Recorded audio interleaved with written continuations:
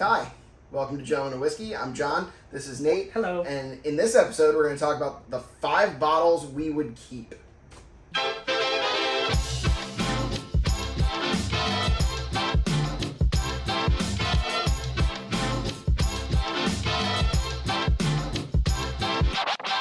This is kind of inspired by ADHD's... Oh no, it's or directly inspired by it. ADHD Whiskey, because he did a video on this recently. Yeah. What if I could only keep 5 bottles of whiskey?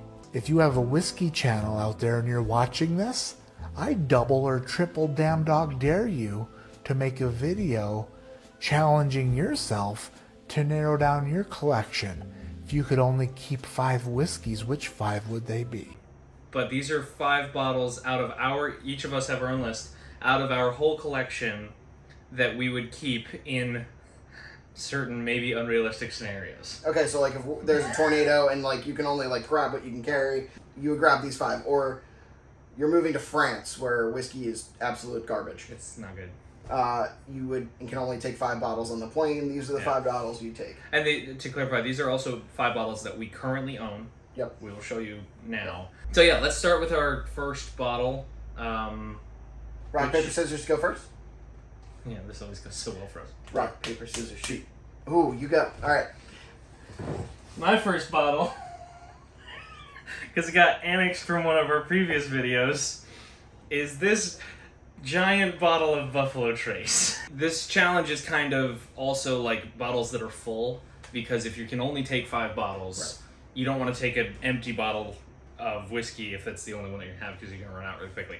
Well, this is my favorite go-to whiskey.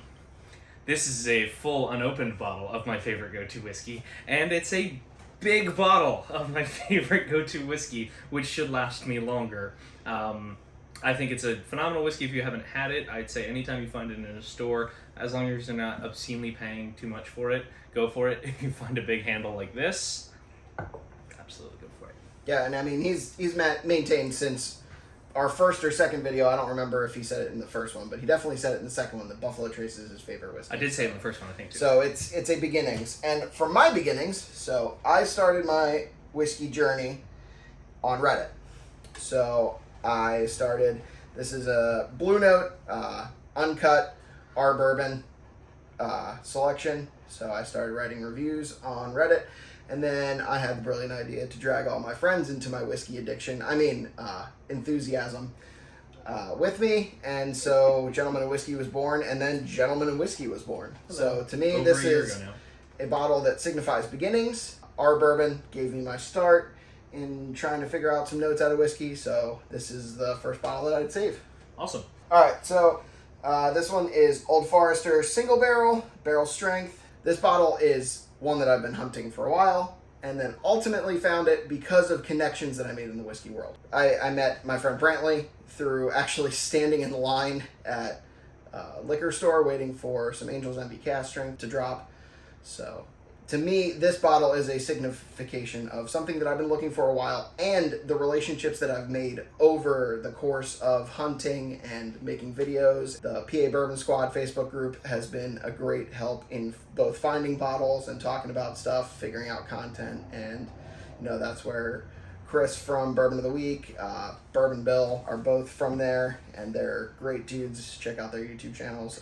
But this is, for me, both a hard to find bottle and a significance of, the relationships that I made along the way. Yep. My bottle, I don't want to call this cheating, but it is kind of one thing.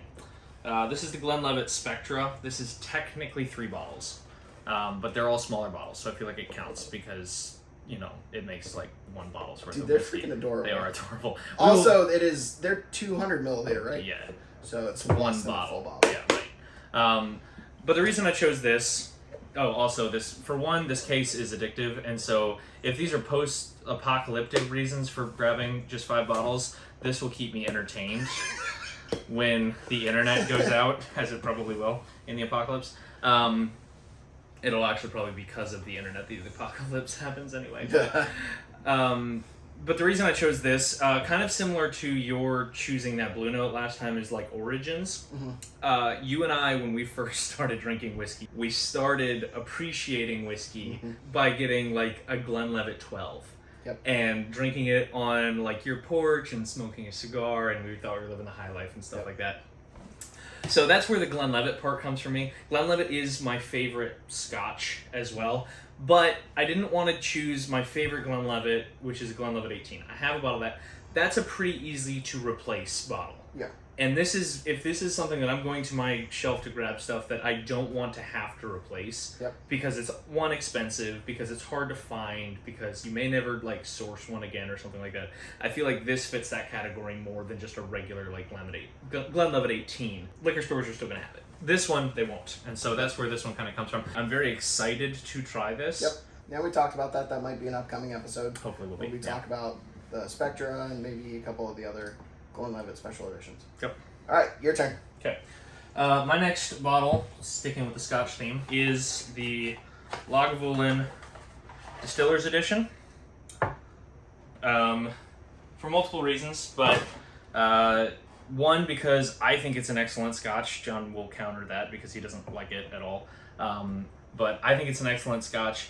It is hard to find. It is expensive, relatively. But it was also nostalgic for me because I took a really special camping trip with my buddy Daxton. Like, I found it before that trip. I took it along with me on that trip, and we went through a decent amount of it on that trip.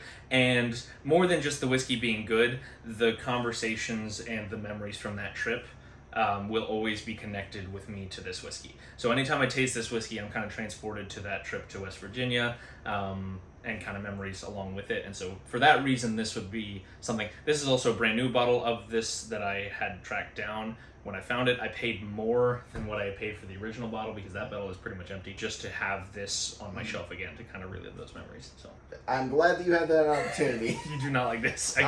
So, I mean, we'll post the video up here. We found our King of the Islas, and the Lagavulin 16 was a part of that video. And I feel similarly about this that I feel about that. People say that the nose on this is better, and it absolutely is. It has more fruity, herbally notes. Yeah. And then when you taste it, it's just a malt kick in the face, and it's I love, literally and nothing he else. Does not like he can. Literally nothing I believe else. he says it tastes like vomit. It does. It is actually scientifically proven.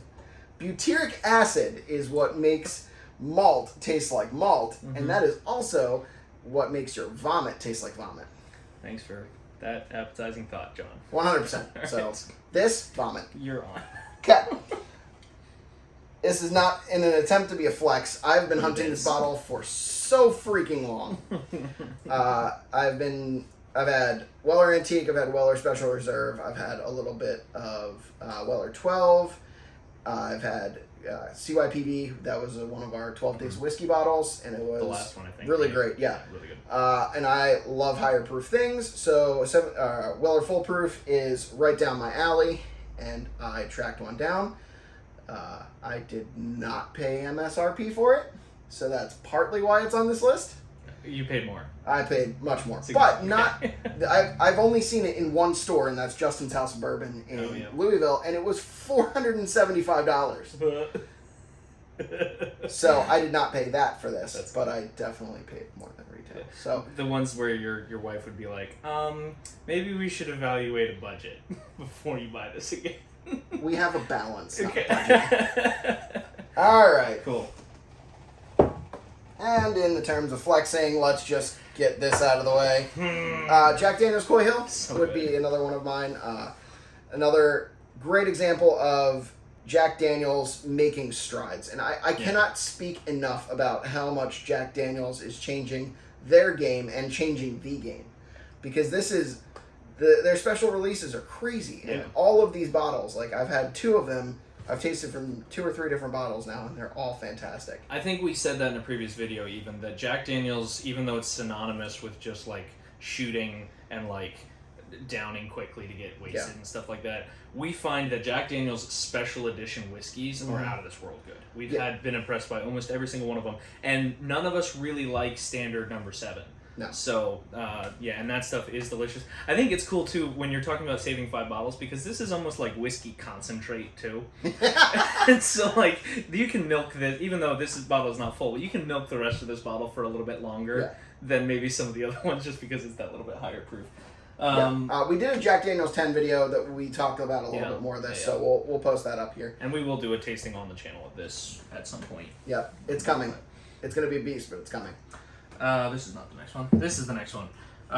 Staying with the nostalgia train on this one, this is a bottle of Copper Fox Rye that my good friend John Gooch picked up for me and gave to me for my birthday. Copper Fox is kind of a small distillery in Virginia that I visited a number of times, and I've really enjoyed their stuff, and I've brought back bottles pretty much every time I've come from there.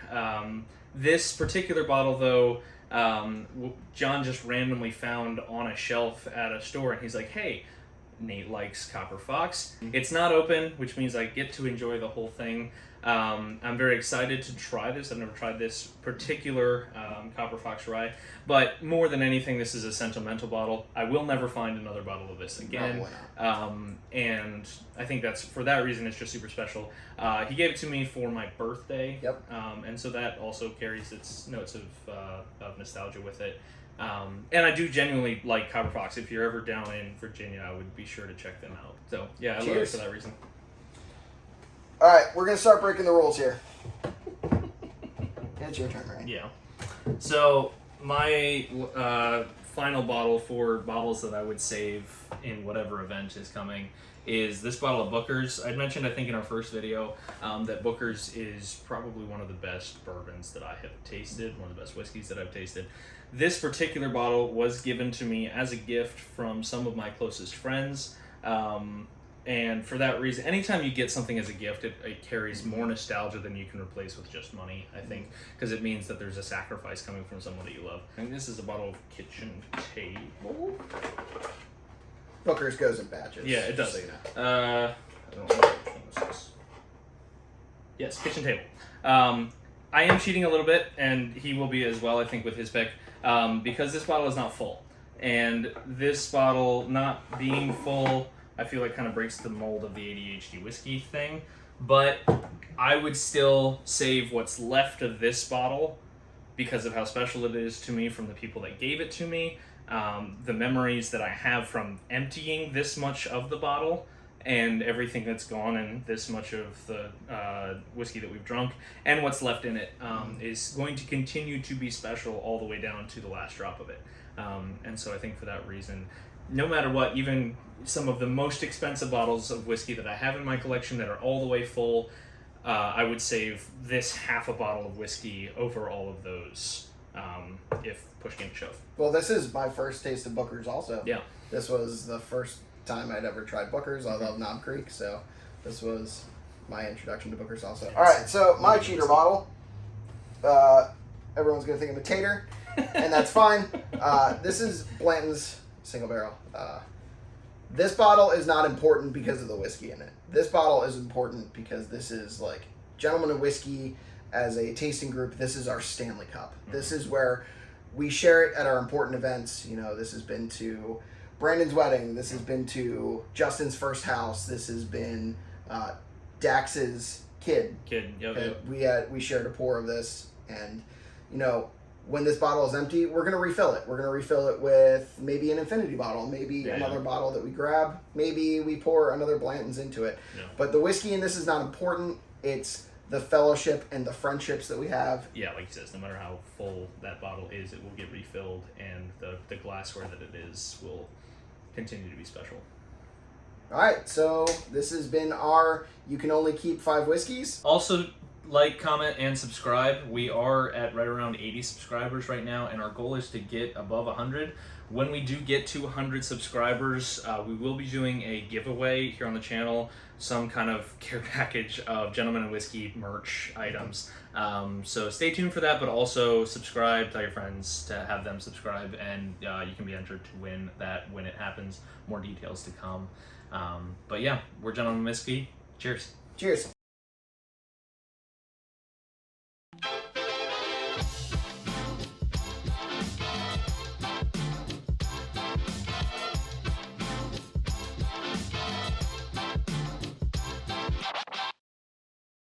Had to take a train somewhere. I love trains.